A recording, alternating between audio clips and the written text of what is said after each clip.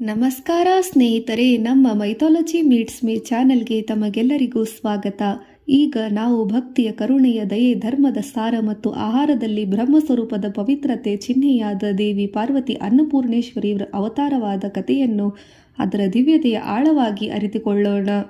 ಅನ್ನಪೂರ್ಣೇಶ್ವರಿ ಜಯಂತಿಯ ಮಹತ್ವವನ್ನು ಅರಿಯೋಣ. ಈಗ ಅನ್ನಪೂರ್ಣೇಶ್ವರಿ ಜಯಂತಿ ಜೀವಿಗೆ ಜೀವನದ ಜೀವನ ನೀಡುವ ಅನ್ನದ ಮಹಿಮೆ ಮತ್ತು ತಾಯಿ ಜನನಿಯಾಗಿ ಪಾರ್ವತಿಯ ಕರುಣೆಯ ಶಕ್ತಿದೇವಿ ಜಗಜ್ಜನನಿ ಅವತಾರ ಸ್ಮರಣೆಯ ದಿನವಾಗಿದೆ. ಅನ್ನಪೂರ್ಣೇಶ್ವರಿ ಯಾರು? ವೇದಗಳು, ಪುರಾಣಗಳು, ಉಪನಿಷತ್ತುಗಳು ಎಲ್ಲವೂ ಅನ್ನದ ಮಹತ್ವವನ್ನು ಎತ್ತಿ ಹಿಡಿದಿದೆ. ಅದು ವಿಶೇಷವಾಗಿ ಅನ್ನಂ ಬ್ರಹ್ಮ ಎಂದು ಉಪನಿಷತ್ತಿನಲ್ಲಿ ಘೋಷಿಸಿದೆ. ಅನ್ನಪೂರ್ಣೇಶ್ವರಿ ಎಂದರೆ ಅದರ ಅರ್ಥದಲ್ಲಿರುವ ಸಾರ. ಅನ್ನ ಎಂದರೆ ಜೀವನ, ಜೀವನದಲ್ಲಿನ ಜೀವಿಗಳ ಆಹಾರ. ಪೂರ್ಣ ಎಂದರೆ ಸಮೃದ್ಧಿ, ಪೋಷಣೆ. ಜೀವಿಗಳನ್ನು ಆಹಾರದ ಹಸಿವಿನಿಂದ ಮುಕ್ತಗೊಳಿಸುವುದು, ಹಸಿವು ದಾಹದಿಂದ ಮುಕ್ತಗೊಳಿಸುವುದಾಗಿದೆ. ಈಶ್ವರಿ, ದೈವಿ ಶಕ್ತಿ. ಹೀಗೆ ಪರಬ್ರಹ್ಮ ಬ್ರಹ್ಮದಲ್ಲಿ ಸ್ಥಿರವಾಗಿದೆ. ಅವರು ಪಾರ್ವತಿ ದೇವಿಯ ಅನ್ನದ ರೂಪವಾಗಿದೆ. ಜೀವಿಗಳ ಪಾಲನೆ, ಪರಿಪೋಷಣೆ, ಪೋಷಣೆ, ಪರಿಪಾಲನೆ, ಕರುಣಾಮಯಿ ದೇವಿಯಾಗಿ ಅವತಾರ ತಾಳಿದ ಅನ್ನಪೂರ್ಣೇಶ್ವರಿ ತಾಯಿಯ ಅವತಾರ. ಆಹಾರ, ಅನ್ನ ವ್ಯರ್ಥ ಮಾಡದೆ ನೋಡಿಕೊಳ್ಳುವುದಾಗಿದೆ. ಬಡವರಿಗೆ, ಹಸಿದವರಿಗೆ ಅನ್ನ ನೀಡುವುದು. ಹೀಗಾಗಿ ಆಹಾರವನ್ನು ಗೌರವಿಸುವುದು ಮಹತ್ವದ ಪಾತ್ರ ವಹಿಸುತ್ತದೆ. ಈ ಎಲ್ಲವೂ ಅನ್ನಪೂರ್ಣೇಶ್ವರಿ ದೇವಿಗೆ ನೀಡುವ ಗೌರವ, ಆದರ, ಕೃತಜ್ಞತೆ, ಧನ್ಯವಾದಗಳ ಪ್ರತೀಕವಾಗಿದೆ ಮತ್ತು ತತ್ವದ ಜ್ಞಾನದ ಭಾಗವಾಗಿದೆ. ಶಿವ ಅನ್ನಪೂರ್ಣೇಶ್ವರಿಯ ಮಹಾಕಥೆ. ಒಮ್ಮೆ ಮಹಾದೇವ ಶಿವನು ದೊಡ್ಡದಾದ ಸಮ್ಮೇಳನದಲ್ಲಿ ಸಭೆಯಲ್ಲಿ ಹೀಗೆ ಹೇಳುತ್ತಾನೆ. ಪರಮಶಿವ ಹೇಳಿದನು, ಜೀವನಕ್ಕೆ ಅನ್ನದ ಅಗತ್ಯ ಇಲ್ಲ, ಜ್ಞಾನವಿದ್ದರೆ ಸಾಕು. ಇದು ತತ್ವದ ಸಾರ ರೂಪದಲ್ಲಿ ಹೇಳಿ ನುಡಿದರು. ಆಗ ಈ ಮಾತುಗಳನ್ನು ಕೇಳಿದ ಪಾರ್ವತಿ ದೇವಿಗೆ ಕೋಪ ಬಂದಿತು. ಆದರೂ ಮೃದುವಾದ ಮುಗುಳ್ನಗೆಯಲ್ಲಿ ಅವರು ಹೀಗೆ ಹೇಳಿದರು, ಜ್ಞಾನವೇ ಅನ್ನಕ್ಕೆ ಮೂಲ. ಜ್ಞಾನವು ಅನ್ನವಿಲ್ಲದೆ ಆದರೆ ದೇಹವಿಲ್ಲದೆ ಆ ಪರಮಜ್ಞಾನವನ್ನು ಎಲ್ಲಿಂದ ಪಡೆಯಲು ಸಾಧ್ಯ ಎಂದು ಹೇಳಿದರು. ಶಿವನು ಅನ್ನದ ಆಹಾರದ ಮಹತ್ವವನ್ನು ಆ ಕ್ಷಣದಲ್ಲಿ ಯೋಚಿಸದೆ ಮಾತನಾಡಿದ್ದ. ಆ ಆಲೋಚನೆಯನ್ನು ನುಡಿದ ಮಾತುಗಳಿಂದ ಪಾರ್ವತಿ ದೇವಿಗೆ ಕೈಲಾಸದಿಂದ ಅಂತರ್ಧ್ಯಾನರಾಗಿ ಹೋದರು. ಆದರೆ ಅವರು ದೈವಿಕ ಶಕ್ತಿ ಇಲ್ಲದಂತಾಯಿತು. ಆ ಪರಿಸ್ಥಿತಿಯಲ್ಲಿ ಭೂಮಿಯಲ್ಲಿ ಎಲ್ಲ ಕಡೆ ಬೆಳೆಗಳು ಒಣಗುತ್ತದೆ. ಲೋಕವೆಲ್ಲ ಹಸಿವಿನಿಂದ ನರಳುತ್ತದೆ. ಪಂಡಿತರಾಗಲಿ, ಜ್ಞಾನಿಯಾಗಲಿ, ಅಜ್ಞಾನಿಯಾಗಲಿ, ಶ್ರೀಮಂತ, ಬಡವ, ಯೋಧ, ರಾಜನಾಗಲಿ, ಈ ಎಲ್ಲರೂ ಹಸಿವಿನಿಂದ ಮುಂದೆ ಎಲ್ಲರೂ ಭಿಕ್ಷುಕರು, ಎಲ್ಲರೂ ಸಮಾನರು. ಶಿವನು ತನ್ನ ತಪ್ಪನ್ನು ಅರಿತುಕೊಳ್ಳುತ್ತಾನೆ. ಅನ್ನಪೂರ್ಣೇಶ್ವರಿ ದೇವಿಯನ್ನು ಪಾರ್ವತಿಯಂತ ಹುಡುಕುತ್ತಾ ತನ್ನ ವಾರಣಾಸಿ ಕಾಶಿಗೆ ಬರುತ್ತಾನೆ. ಅಲ್ಲಿ ಅನ್ನಪೂರ್ಣೇಶ್ವರಿ ದೇವಿ ಚಿನ್ನದ ಪಾತ್ರೆಯಲ್ಲಿ ಅನ್ನವನ್ನು ತುಂಬಿ ಶಿವನಿಗೆ ಅನ್ನವನ್ನು ನೀಡುತ್ತಾರೆ. ಹೀಗೆ ಇದು ದಯೆ, ಧರ್ಮ, ಕರುಣೆಯಿಂದ ನೀಡುತ್ತಾಳೆ. ಆ ಕ್ಷಣವೇ ಅನ್ನದಾನವೇ ಶ್ರೇಷ್ಠ ದಾನ. ಅನ್ನವೇ ಪರಬ್ರಹ್ಮ ಎಂದು ತತ್ವಕ್ಕೆ ಮೂಲವಾಗುತ್ತದೆ. ವೇದ, ಪುರಾಣ, ಉಪನಿಷತ್ತುಗಳಲ್ಲಿ ಅನ್ನದ ತತ್ವ. ಋಗ್ವೇದ, ಅನ್ನದಾನ ಮಾಡಿದವನು ತನ್ನ ಜೀವನದಲ್ಲಿ ಸುಖ, ಶಾಂತಿ, ಆಯುಷ್ಯ, ಆರೋಗ್ಯ, ಕೀರ್ತಿ ಪಡೆಯುತ್ತಾನೆ. ತೈತ್ತಿರೀಯ ಉಪನಿಷತ್, ಅನ್ನವನ್ನು ನಿಂದಿಸಬಾರದು, ಅನ್ನವನ್ನು ಎಂದಿಗೂ ತಿರಸ್ಕರಿಸಬೇಡ.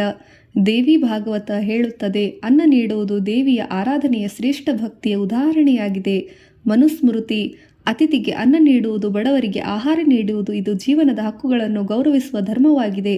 ಅದರಲ್ಲೂ ಅನ್ನಪೂರ್ಣೇಶ್ವರಿ ಜಯಂತಿಯಲ್ಲಿ ಅನ್ನದಾನ ಮಹಿಮೆ ಮರೆಯಲಾಗದ ಅದ್ಭುತ ಕ್ಷಣವಾಗಿದೆ. ಅನ್ನಪೂರ್ಣೇಶ್ವರಿ ಪೂಜೆ ಮಾಡುವ ಕಾರಣ. ಅನ್ನಪೂರ್ಣೇಶ್ವರಿ ಪೂಜೆ ಮಾಡಿದಾಗ ಮನೆಯಲ್ಲಿ ಆಹಾರದ ಸಮೃದ್ಧಿ, ಸ್ಥಿರತೆ, ಸೌಭಾಗ್ಯ, ಕುಟುಂಬದಲ್ಲಿ ಸಾಮರಸ್ಯ, ಮತಭೇದ ಇರುವುದಿಲ್ಲ. ರೋಗ, ಕಲಹ, ಕ್ಲೇಶ, ದುಃಖ ದೂರವಾಗುತ್ತದೆ. ಬಡವರಿಗೆ, ಹಸಿದವರಿಗೆ ಯಥಾಶಕ್ತಿ ಸಾಧ್ಯವಾದಷ್ಟು ಸಹಾಯ ಮಾಡುವುದು ಮನೋಭಾವ ನಮ್ಮಲ್ಲಿ ಸದಾ ಇರಲಿ. ಅತಿಥಿ ದೇವೋಭವ ನಮ್ಮ ಸಂಸ್ಕೃತಿ, ನಮ್ಮ ಆಚಾರ ವಿಚಾರ, ಮಹತ್ವ, ಪರಂಪರೆ, ಸಂಪ್ರದಾಯ ಪೀಳಿಗೆಯಿಂದ ಮುಂದಿನ ಪೀಳಿಗೆಗೆ ಅರಿವಾಗುತ್ತದೆ. ಹೀಗಾಗಿ ಅನ್ನಪೂರ್ಣೇಶ್ವರಿ ಪೂಜೆ ಮಹತ್ವದ ಪಾತ್ರ ವಹಿಸುತ್ತದೆ. ಅನ್ನಪೂರ್ಣೇಶ್ವರಿಯ ಆರಾಧನೆ ಹಸಿವಿನಿಂದ ವಿರುದ್ಧ ಯುದ್ಧವನ್ನು ನೀಗಿಸಿ ನಮಗೆ ಸಂತೃಪ್ತಿ, ಸುಖದಲ್ಲಿ ಸಂತೋಷ ನೀಡುತ್ತದೆ. ಹೀಗೆ ಸಮಸ್ತ ಜೀವ ಸಂಕುಲನಕ್ಕೆ, ಮನುಜರಿಗೆ ಮಾನವೀಯತೆ, ಹಸಿವು ಮುಕ್ತತೆ ನೀಡಿ ನಮ್ಮೆಲ್ಲರಿಗೂ ಒಳ್ಳೆಯದಾದ ಅನುಗ್ರಹ, ಕೃಪಾ, ಆಶೀರ್ವಾದ ನೀಡುತ್ತದೆ. ಅನ್ನದ ಮಹತ್ವ ಇದಾಗಿದೆ. ಅನ್ನಪೂರ್ಣೇಶ್ವರಿ ಜಯಂತಿಯಲ್ಲಿ ಮಾಡಲೇಬೇಕಾದ ಆಚರಣೆಯ ಮಹತ್ವ. ಬೆಳಿಗ್ಗೆ ಶುದ್ಧ ಸ್ವಚ್ಛವಾಗಿ ಸ್ನಾನ ಮಾಡಿ ಶುಭ ಸಂಕಲ್ಪ ಮಾಡಿ, ಓಂ ಅನ್ನಪೂರ್ಣೇಶ್ವರಿ ದೇವಿಯೇ ನಮಃ, ನಿನಗೆ ಆರಾಧನೆಯಿಂದ ನಾನು ಮಾಡುತ್ತೇನೆ ಎಂಬ ಸಂಕಲ್ಪ ಇರಲಿ. ಅನ್ನಪೂರ್ಣೇಶ್ವರಿ ದೇವಿಗೆ ಅಕ್ಕಿ, ಬೆಲ್ಲ, ಹಾಲು, ತುಪ್ಪದಿಂದ ಮಾಡಿದ ಪಾಯಸ ಇಷ್ಟವಾಗುತ್ತದೆ. ಇದಕ್ಕಾಗಿ ಆ ದಿನ ಇದನ್ನೇ ನೈವೇದ್ಯ ಮಾಡಿ ಅಷ್ಟಲಕ್ಷ್ಮಿ ಸ್ತೋತ್ರ, ಅನ್ನಪೂರ್ಣೇಶ್ವರಿ ಅಷ್ಟಕ ಪಾರಾಯಣ ಸಾಧ್ಯವಾದರೆ ಮಾಡಬಹುದು. ಮನೆಯಲ್ಲಿ ಊಟದ ಮೊದಲು ಮಾಡುವ ಪ್ರಾರ್ಥನೆ ಅನ್ನಪೂರ್ಣೇಶ್ವರಿ ಸದಾಪೂರ್ಣೆಯನ್ನು ಮಾಡಬೇಕು. ಅನ್ನಪೂರ್ಣೆ ಸದಾಪೂರ್ಣೆ ಜ್ಞಾನ ಬುದ್ಧಿ ಪ್ರದಾಯಿನಿ ಭಿಕ್ಷಾಂದೇಹಿ ಚ ಪಾರ್ವತಿ ಎಂದು ಸ್ಮರಿಸಿ ಪ್ರಾರ್ಥಿಸಬೇಕು. ಬಡವರಿಗೆ, ಹಸಿದವರಿಗೆ ಅನ್ನದಾನ ಅತಿ ಮುಖ್ಯ ಪ್ರಾಮುಖ್ಯತೆ ನೀಡಬೇಕು. ಆಹಾರದ ಅನಗತ್ಯ ವ್ಯರ್ಥ ಮಾಡಬಾರದು.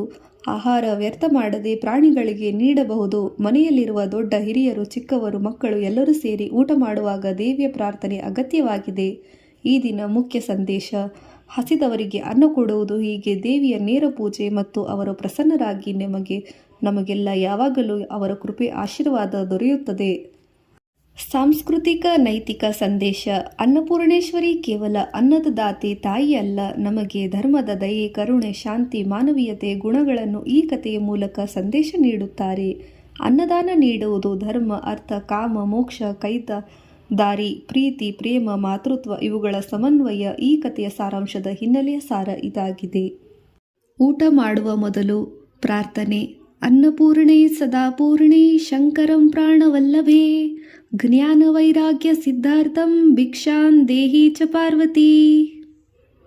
ಸಾರಾಂಶ: ಊಟ ಮಾಡುವ ಮೊದಲು ಈ ಪ್ರಾರ್ಥನೆಯನ್ನು ಹೇಳುವ ಮೂಲಕ ಅನ್ನದ ಅರಿವು, ಮಹತ್ವವನ್ನು ತಿಳಿದು ದೇವಿಯ ಕೃಪೆಯಿಂದ ಜ್ಞಾನ ವೈರಾಗ್ಯ ಲಭಿಸುತ್ತದೆ ಎಂದು ಪ್ರಾರ್ಥಿಸಬೇಕು. ಅಂತಿಮ ಸಂದೇಶ: ಅನ್ನಪೂರ್ಣೇಶ್ವರಿ ನಮಗೆ ಬೋಧಿಸುವ ತತ್ವ, ಹಸಿವಿನಿಂದ ವಿರುದ್ಧ ಹೋರಾಡುವ ಧರ್ಮ, ಮರ್ಮ, ಅಂತಿಮವಾಗಿ ಮಹಾದಾರಿ ನೀಡುವ ಅನ್ನದಾನ. ನೀವು ಇಂದು ಒಬ್ಬ ವ್ಯಕ್ತಿ, ಪ್ರಾಣಿ, ಪಕ್ಷಿ ಯಾರಿಗಾದರೂ ಅನ್ನವನ್ನು ನೀಡಿದರೆ ಅವರ ಹಸಿವು, ದಾಹವನ್ನು ಮುಕ್ತಗೊಳಿಸಬಹುದು. ಬದಲಿಗೆ ನಿಮಗೆ ಆಗುವ ಸುಖ, ಶಾಂತಿ ಯಾರಿಗೂ ಸಿಗುವುದಿಲ್ಲ. ಅನ್ನಪೂರ್ಣೇಶ್ವರಿ ತಾಯಿ ನಮ್ಮ ಮನೆಗಳಲ್ಲಿ ಸಮೃದ್ಧಿ, ಶಾಂತಿ, ಸುಖ, ಜ್ಞಾನ, ಕರುಣೆಯ ಆಶೀರ್ವಾದ, ಕೃಪೆ ಸದಾ ಇರಲಿ. ಜಗತ್ತಿನಲ್ಲಿ ಸಮಸ್ತ ಪ್ರಾಣಿಗೆ ಆಧಾರ ಅನ್ನ. ಇದರಿಂದಲೇ ಜೀವನದ ಚಕ್ರ ಸಮತೋಲನತೆಗೆ ಸ್ಥಿರತೆ ಸಿಗುತ್ತದೆ. ಧನ್ಯವಾದಗಳು. ಅನ್ನಪೂರ್ಣೆ ಸದಾಪೂರ್ಣೆ ಶಂಕರಂ ಪ್ರಾಣವಲ್ಲಭೆ ಜ್ಞಾನ ವೈರಾಗ್ಯ ಸಿದ್ಧಾರ್ಥಂ ಭಿಕ್ಷಾಂ ದೇಹಿ ಚ ಪಾರ್ವತಿ. ಧನ್ಯವಾದಗಳು. ಅನ್ನಪೂರ್ಣೆ ಸದಾಪೂರ್ಣೆ ಶಂಕರಂ ಪ್ರಾಣವಲ್ಲಭೆ ಜ್ಞಾನ ವೈರಾಗ್ಯ ಸಿದ್ಧಾರ್ಥಂ ಭಿಕ್ಷಾಂ ದೇಹಿ ಚ ಪಾರ್ವತಿ.